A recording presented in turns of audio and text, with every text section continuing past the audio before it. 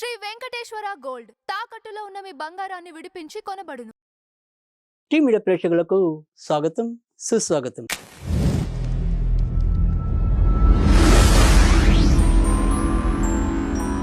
దినదర్శిని కార్యక్రమంలో సెప్టెంబర్ 3వ తారీఖు బుధవారం సూర్యోదయం ఉదయం 6:06 సూర్య అస్తమయం అనేది సాయంకాలం 6:25 ఇక బ్రహ్మ ముహూర్తం అనేది తెల్లవారుజామున 4:33 ప్రారంభమై 5:19 వరకు కొనసాగుతుంది. ఇక ఈరోజు ఏకాదశి తెల్లవారుజామున 4:22 వరకు, అంటే తెల్లవారితే మనకి 3వ తారీఖు వరకు. ఇక ఏకాదశి తదనంతరం ద్వాదశి రావటం అనేది ఉంటుంది. ఇక నక్షత్రంలోకి వచ్చేటికి పూర్వాషాఢ నక్షత్రం ఇంచుమించుగా రాత్రి 11:08 వరకు ఉండి తదనంతరం ఉత్తరాషాఢ నక్షత్రం ప్రారంభమవుతుంది. ఇక దినసరి యోగాల్లో ఆయుష్మాన్ యోగం అనేది మధ్యాహ్నం 4:17 వరకు ఉంటుంది. తదనంతరం సౌభాగ్య యోగం. ఇక ఈరోజు ప్రత్యేక యోగాల్లో రవి యోగం అనేది, శ్రీవత్స యోగం అనేది ఉంటాయి. ఇవి రాత్రి 11:08 వరకు ఉంటాయి. ఇక ఈరోజు మరి బుధవారం గనక అభిజిత్ లగ్నం అనేది ఉండదు. అమృత గడియలు సాయంకాలం 6:05 ప్రారంభమై 7:46 వరకు ఉంటాయి. ఇక విజయముహూర్తం అనేది మధ్యాహ్నం 2:18 ప్రారంభమై మధ్యాహ్నం 3:08 వరకు ఉంటుంది. ఇక వర్జించవలసిన విషయాల్లో వర్జ్యం అనేది ఉదయం 7:58 నుంచి 9:39 వరకు. దుర్ముహూర్తం అనేది ఉదయం 11:51 నుంచి మధ్యాహ్నం 12:40 వరకు.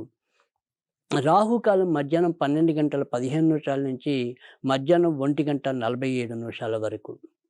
ఇవి ఈరోజు మరి పంచాంగ వివరాలు.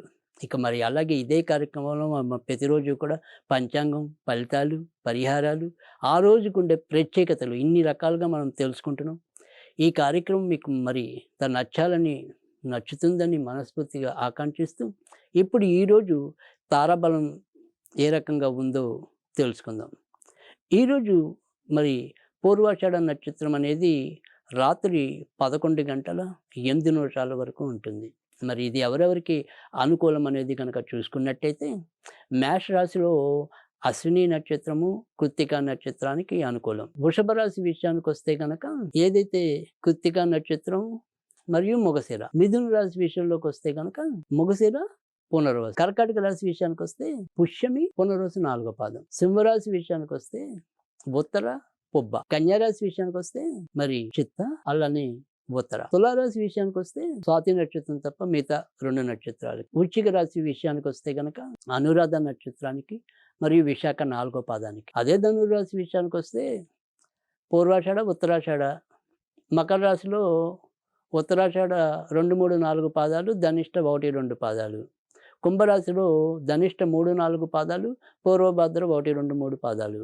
అదే చివరిదైన మీనరాశి విషయానికి వస్తే కనుక మరి ఉత్తరాభాద్ర నక్షత్రం వారికి, పూర్వభద్ర 4వ పాదం వారికి ఈరోజు అనుకూలం అన్నమాట. సరే, మరి దిన ఫలితాల విషయంలో ఏ రాశికి ఎలా ఉందో ఒకసారి చూసుకుందాం. మేషరాశి వారికి ఆర్థికంగా పురోభివృద్ధి ఉంటుంది. భార్యాభర్తల మధ్య సమన్వయం పెరుగుతుంది. కొత్తగా వివాహం కావాలి అనుకునేవారు ఈరోజు వాటికి సంబంధించిన ప్రయత్నాలు శ్రీకారం చుట్టుకోవచ్చు. శుభ కార్యక్రమాల్లో పాల్పంచుకోవటం కానీ, శుభవార్తలు వినటం కానీ తటస్థిస్తుంది. వృషభ రాశి వారు ఆరోగ్యపరంగా ఖచ్చితంగా జాగ్రత్తగా ఉండాలి. ఏవైనా సరే ఇన్ఫెక్షన్స్ కానీ, తాత్కాలికంగా వైరల్ ఫీవర్స్ కానీ ఇలాంటివి ఏవైనా సరే పొడచూపే అవకాశాలు లేకపోలేదు. ఏదైనా సరే ఆహార వ్యవహారాల విషయాల్లో ఎంతో కొంత జాగ్రత్త తీసుకోవటం అవసరము.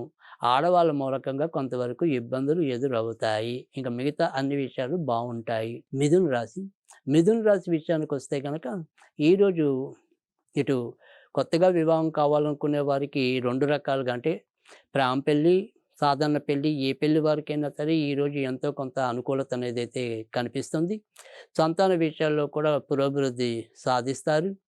తర్వాత ఇదే జాతకులే కాకుండా ఈ ఇంట్లో, అంటే మిథున రాశి వారు ఇంట్లో పెళ్లి కోసం వేచి ఉన్న వారి ప్రయత్నాలు కూడా ఫలిస్తాయి. అంతేకాకుండా సినీ, సాహిత్య, కళారంగాల్లో ఉన్న వారికి కూడా ఎంతో కొంత పరిస్థితులు అనుకూలిస్తాయి.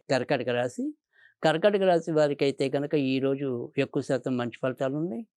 వృత్తి ఉద్యోగాల్లో కొద్దిగా మీకు ఏదైతే అసహనం ఉందో ఆ సహనం కొంత తగ్గే అవకాశాలు లేకపోలేదు. ఒక వ్యక్తి సహాయ సహకారాలతో భవిష్యత్తులో మంచి జరుగుతుంది అనే ఒక భరోసా కలిగితే రాగలుగుతారు. సంతాన పరంగా కూడా అభివృద్ధి ఉంటుంది. సింహరాశి వారికైతే గనక ఈరోజు క్రమంగా కొద్దిగా చెడు పరిస్థితులు తగ్గే అవకాశాలైతే కనిపిస్తున్నాయి. అయితే ఖర్చులు అధికంగా ఉన్నప్పటికీ కూడా వాటిని నెమ్మదిగా నిభాయించుకోగలుగుతారు. సంబంధ బాంధవ్యాలు ఇతరులతో మెరుగుపడతాయి. దూర వర్తమానం మిమ్మల్ని కొద్దిగా గందరగోళ పరిస్థితుల్లోకి నెట్టవచ్చు. కన్యారాశి వారికైతే గనక ఈరోజు మిశ్రమ ఫలితాలు ఎక్కువగా కనిపిస్తున్నాయి.